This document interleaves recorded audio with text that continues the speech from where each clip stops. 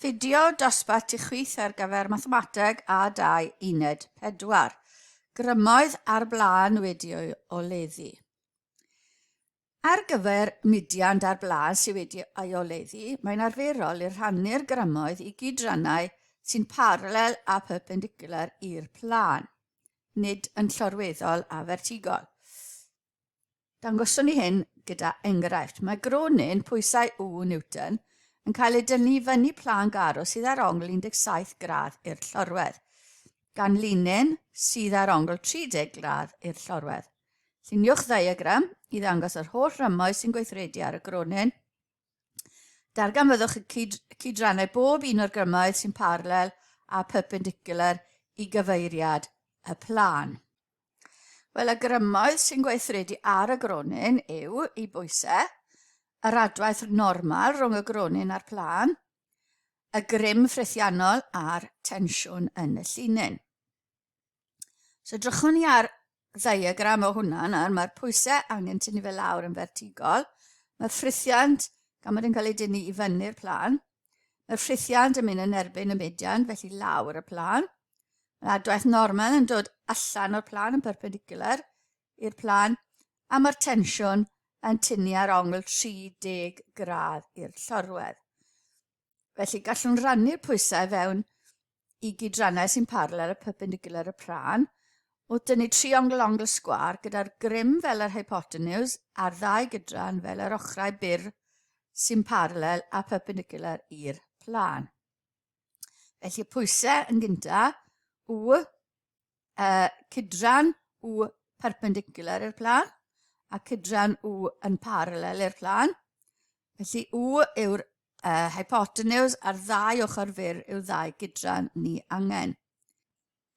Dilyn yr ongl o gwmpas wedyn, mae 17 dyn ni gyda'r ongl a'r llorwedd, felly mae alpha yn mynd i fod yn 90 gradd tynnu 17, sef 73. A mae beta wedyn hefyd yn mynd i fod yn 90 gradd tynnu alpha, sy'n nôl â ni i 17. Felly mae 17 dyn ni fel beta, ni'n mynd i gadw'r 17 nid y 73. Felly cydran W perpendicular ac i fewn i'r plan, gyda'r ongl, felly W cos 17, a wedyn gyferbyn yn paralel i'r plan ac i lawr y plan, y cydran yw W sin 17. Mae'r adwaith normal yn gweithredu'n perpendicular, felly gallwn ysgrifennu cydran perpendicular i'r plan, N, a cydran paralel i'r plan, 0. Mae'r ffrithiant F yn gweithredu lawr y plan, felly gallwn sgrifennu cydran perpendicular i'r plan ar gyfer F yw 0 a cydran F i lawr y plan yw F. Mae angen bod yn ofalus mwyn darganfod cydrannau T, sy'n paralel a perpendicular i'r plan. Eto, luniwn triongl ongl sgwâr gyda T fel yr hypotenuse, a'r ddau ochr byr yn paralel a perpendicular i'r plan. Felly gyda ni T. Dyna ni 30 i'r llorwedd, felly i'r plan, mae fe'n 30 tynnu 17, felly 13 dyn ni i'r plan. T i'r plan yn 13. Creu y triongl ongl sgwâr, felly perpendicular i'r plan, ni'n gyferbyn yr ongl, felly T sin 13, a i fyny'r plan, yn paralel i'r plan, agos i'r ongl, yw T cos 13. Enghraifft 2.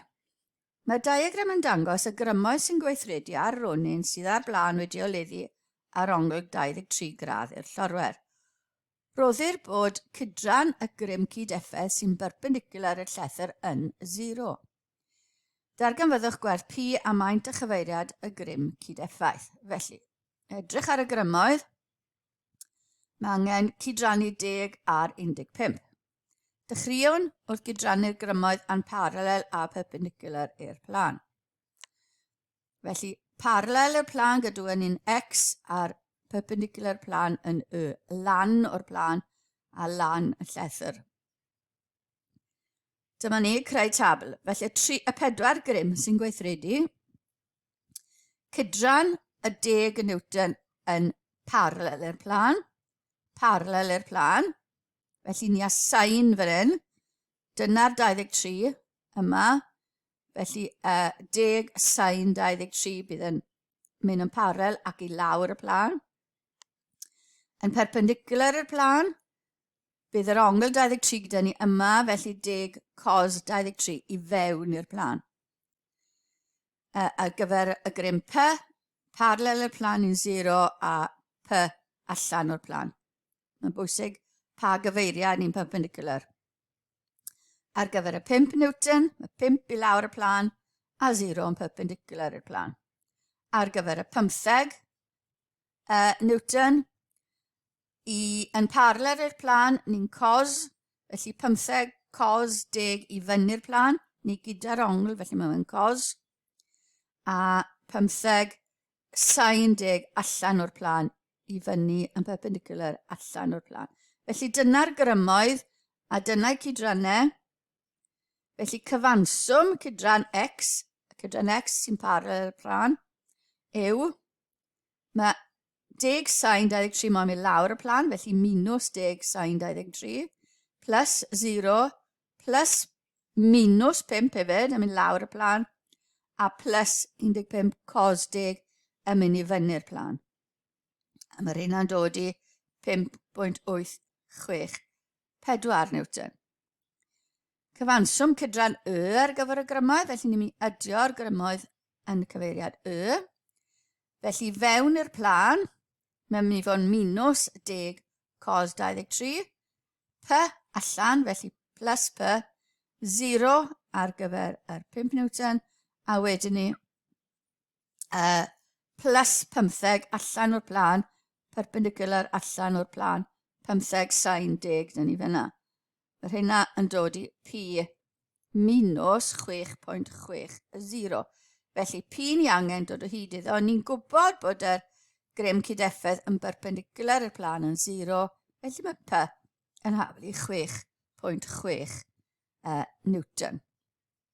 A wedyn y grym cydeffaith yw dim ond 5.864 a mae hwnna'n gweithredu i fyny y plan.